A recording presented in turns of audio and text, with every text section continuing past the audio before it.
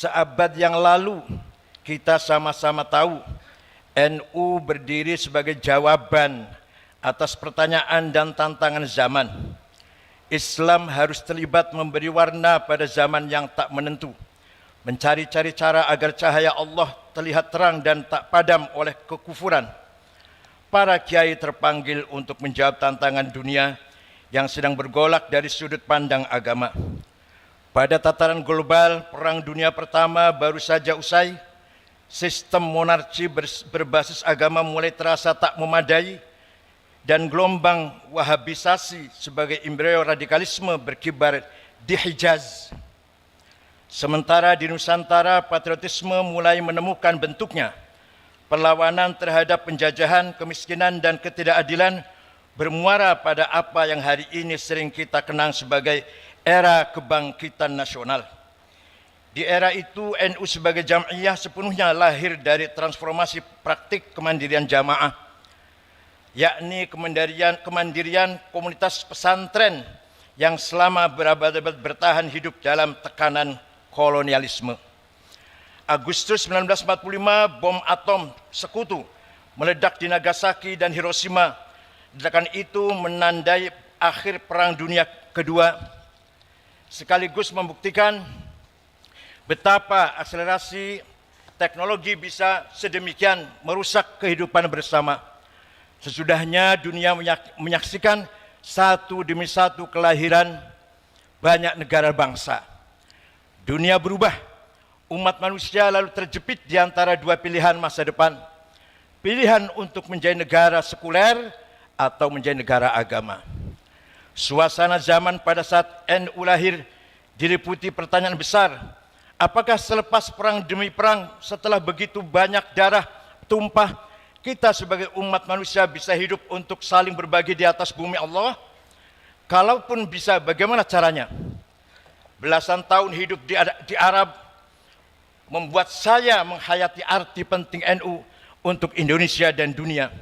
Dengan segala hormat, di Arab agama sedari awal tidak menjadi unsur aktif dalam mengisi makna nasionalisme.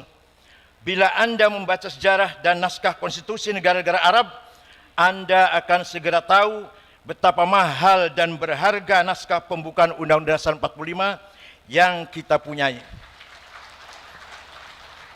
Di Arab, pejuang nasionalis bukan pejuang agama. Pejuang agama bukan pejuang nasionalis.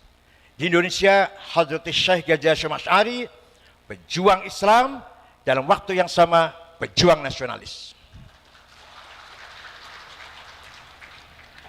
Di Timur Tengah, tidak banyak kita jumpai ulama yang nasionalis, sebagaimana sangat jarang kita ketemukan kaum nasionalis yang sekaligus ulama. Sebagai akibatnya, nasionalisme dan agama seringkali bertentangan, lalu lahirlah satu demi satu konflik-konflik sektarian. Apa yang kita saksikan sekarang di Palestina, Myanmar, Rohingya, Israel, Somalia, Suriah, Yaman, Afghanistan hingga Afghanistan adalah rangkaian ketidaktuntasan menjawab tantangan zaman.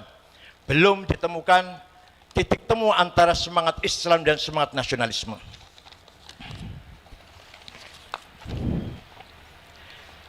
Nasionalisme dan agama adalah dua kutub yang paling menguatkan. Keduanya jangan dipertentangkan. Demikianlah pusaka wasiat dari Hadrat Syekh Hasyim Asy'ari yang diamini dan disuarakan ribuan ulama pesantren.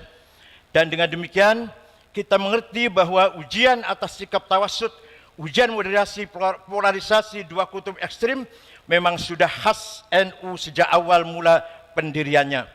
Mereka yang tidak paham sikap NU atas HTI maupun FPI barangkali memang belum mengerti betapa berat amanah moderasi kutub-kutub ekstrim di negeri ini. Bagi NU dan pesantren, Menjaga NKRI adalah amanah karena hanya dengan bersetia kepada konstitusi, tatanan beragama dapat diselenggarakan. Sikap tawasud atau moderat mustahil tercapai tanpa kemandirian. Usia NU yang mencapai hampir seabad ini antara lain disebabkan kemandirian dalam pengertian setia kepada prinsip-prinsip dan nilai-nilai dasar agama, kemandirian dalam pengertian sanggup menyusun agenda-agendanya sendiri, kemandirian dalam arti teguh membawakan ruhuddin dan ruhul wataniyah, semangat agama dan semangat nasionalisme, dan ruhul ta'addudiyah, semangat pluralis kebinekaan. Kemandirian dalam bidang politik, ekonomi dan budaya, kemandirian dalam arti sanggup bergaul dan berbagi dengan siapa saja sembari menjaga harga diri.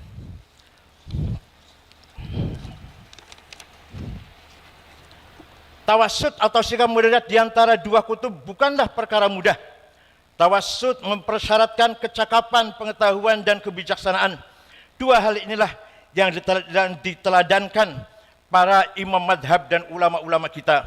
Sementara untuk menjadi ekstrim, seseorang cukup bermodalkan semangat dan fanatisme belaka.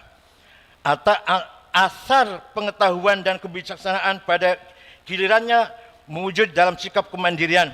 Pribadi-pribadi besar dalam sejarah panjang NU dan pesantren adalah kisah-kisah mengenai kemandirian.